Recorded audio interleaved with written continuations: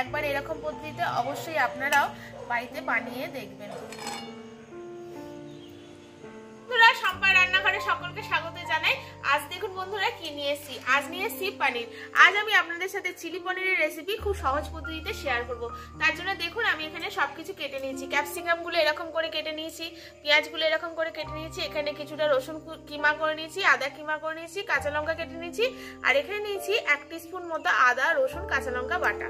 আর এখানে আমি পনিরগুলো এরকম সাইজ করে কেটে নিয়েছি। আপনারা চাইলে যেরকম আকৃতি চান সেরকম আকৃতি কেটে নিতে পারেন। তো চলুন রেসিপিটা শুরু করে দিই। একটা বাটিতে নিয়ে নিয়েছি। এবার পনিরের মধ্যে আমি যেখানে আদা রসুন কাঁচা লঙ্কাটা পেস্ট করে নিয়েছি এটা দিয়ে দেবো।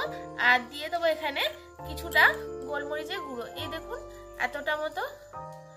আর এখানে দিয়ে দেবো স্বাদ মতো লবণ। পনিরের তো নিজস্ব কোনো স্বাদ থাকে না, তাই একটু প্রথমে এইরকম দিয়ে ফ্রাই করে নেবো। আর এখানে দিয়ে দেবো প্রথমে পেঁয়াজ আদা রসুন দিয়ে ভালো করে পনিরটাকে মেখে নেবো। মেখে নিয়েছি। এবার এর মধ্যে দিয়ে দেবো 2 চামচ মতো কর্নফ্লাওয়ার দিয়ে এটাকে এরকম করে মাখিয়ে নেবো।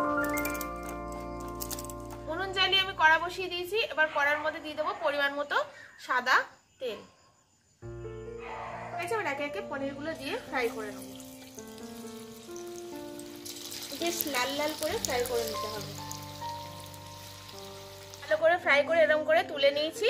এবার এখানে আমি যে পেঁয়াজ লঙ্কা কুচি আদা কুচি আর রসুন কুচি করে রেখেছি, এবার এটা কড়ার তেলের মধ্যে দিয়ে দেবো। প্রথমে বেশি না 2 মিনিট খালি ফ্রাই করবো। তারপরে ক্যাপসিকাম আর পেঁয়াজগুলো দিয়ে ভালো করে ফ্রাই করে নেবো। মধ্যে আমি পেঁয়াজ আর ক্যাপসিকাম কাটা কুচিগুলো দিয়ে দেবো।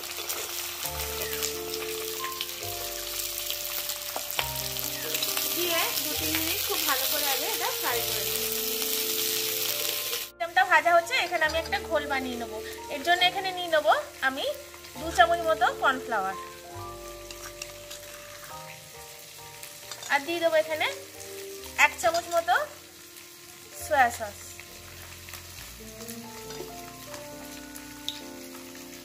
এখানে দিয়ে দেবো টমেটো সস 3 চামচ মতো।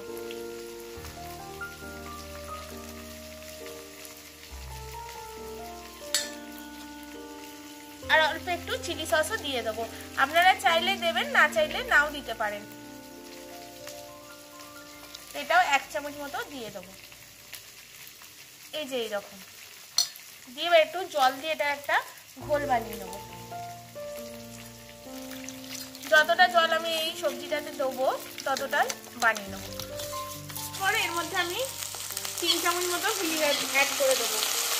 আর এখানে লবণ অ্যাড করে দেবো। লবণ অ্যাড করার সময় বন্ধুরা মনে রাখবেন সয়া সসের একটু নুন নুন ভাব থাকে, একটু বুঝে শুনে লবণটা অ্যাড করবেন। আর দিয়ে দেবো অল্প একটু গোলমরিচের গুঁড়ো।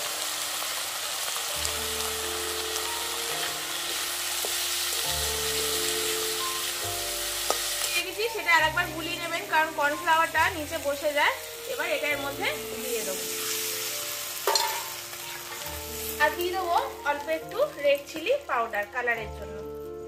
এটা কাশ্মীরি রেড চিলি পাউডার দিয়ে এটাকে এবার ফুটতে দেবো। গ্রেভিটা ফুটে গেছে। এবার ভাজা পনিরগুলো এর মধ্যে দিয়ে দেবো। খুবই সুন্দর খেতে হয় বন্ধুরা। বাড়িতেই কিন্তু রেস্টুরেন্ট স্টাইলের এই চিলি পনির আপনারা সহজেই বানিয়ে নিতে পারবেন। এটাকে এখন একটু কিছুক্ষণ ফুটতে দেবো, যতক্ষণ না ঘনত্বটা ঠিকঠাক হয়। ঠিকঠাক ঘনত্বের মধ্যে এসে গেছে। আর দেখুন আমার এখানে চিলি পনিরটা হয়েও গেছে। এটাকে নামিয়ে নেব। দেখেই নিশ্চয়ই বুঝতে পারছেন বন্ধুরা এই চিলি পনিরের রেসিপিটা কতটা লোভনীয় হয়েছে। এরকম পদ্ধতিতে আপনারাও বাড়িতে বানিয়ে খান। আর আমার চ্যানেলে এরকম নিত্য নতুন নতুন রেসিপিতে প্লিজ বন্ধুরা আমার চ্যানেলটিকে সাবস্ক্রাইব করে শেয়ার লাইক কমেন্ট করে দেবেন। পাশে থাকা বেল আইকনটা প্রেস করে রাখবেন যাতে আমাদের ভিডিও সবার আগে আপনাদের কাছে পৌঁছায়। যারা ফেসবুক থেকে দেখছেন ভালো লাগলে পেজটিকে ফলো করে রাখবেন। আজকের মতো আসি বন্ধুরা, আজকের মতো টাটা।